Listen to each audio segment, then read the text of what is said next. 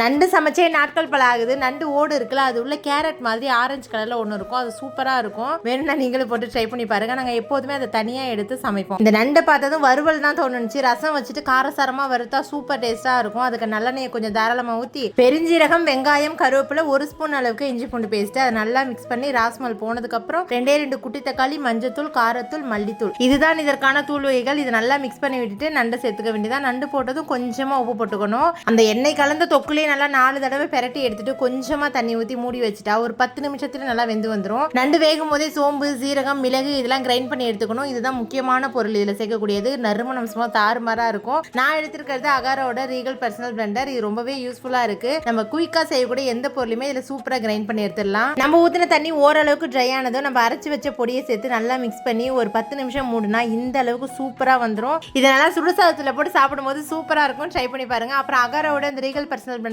உங்களுக்கு வேணா டிஸ்கிரிப்ஷன்ல லிங்க் கொடுக்குறேன். தேவைப்படுறவங்க மட்டும் வாங்கிக்கோங்க.